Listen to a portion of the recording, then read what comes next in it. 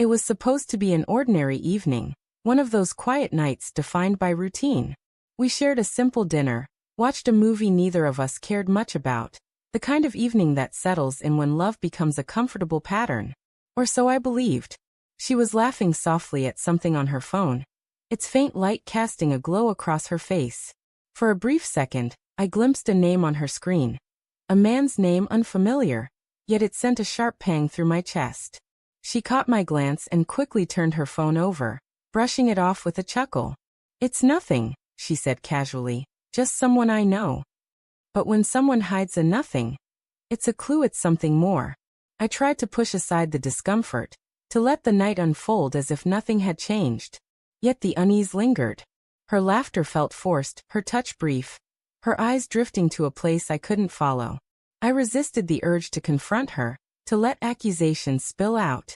Instead I observed. It didn't take long to see the signs. She stayed awake long after I'd gone to sleep, her phone now secured with a lock more impenetrable than ever, her smiles saved for messages I wasn't meant to read. Slowly, I became a shadow in my own home, while she transformed into a stranger wearing the face of the woman I once held dear. The truth unraveled one evening. She was in the shower, steam drifting through the air, when her phone buzzed on the bedside table. I told myself not to touch it, convinced myself I could resist. But my hand moved, driven by a truth my heart still fought against. The screen lit up with his name, not just one message, but a flood of texts, images, shared moments, and plans for a future that didn't include me. There were private jokes, affection, the kind of happiness we once had. This wasn't a momentary lapse. It was deliberate, intricate, deep. She hadn't just wandered. She had carefully begun to write me out of her life. I didn't wait for her to step out of the shower. I didn't demand explanations or sit through half-truths. I walked to the wardrobe, grabbed a bag, packed only the essentials, and left. No letter, no words, just silence. She never thought I'd go. But that was because she no longer knew who I was. The days that followed blurred into a fog. I checked into a small hotel, ignored her calls, let her messages pile up unanswered. At first she begged. "Where are you? Please let's talk. This isn't fair. Let me explain." But what explanation could erase her choice? She had made her decision, and I had made mine. I blocked her number, deleted our shared memories, and wiped her presence from my life. Of course, you can't truly erase someone you once loved. You can only quiet their memory until it fades to a distant murmur.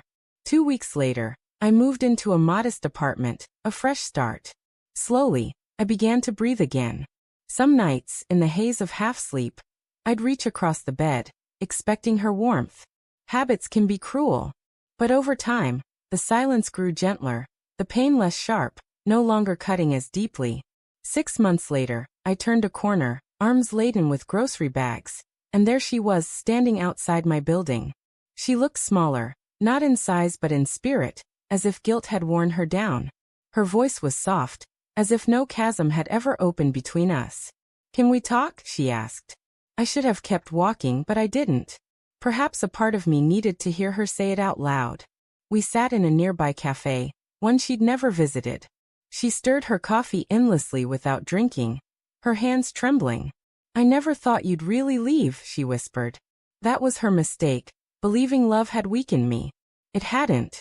It had given me the strength to walk away. She called it a mistake, as if months of secret messages and a life built with someone else could be a simple error. She cried, said she missed me, said nothing had felt right since I left. I believe in regret, but regret isn't love. Guilt isn't loyalty, and apologies can't heal betrayal. She admitted she wasn't asking for forgiveness, only wanting me to know she still thought of us.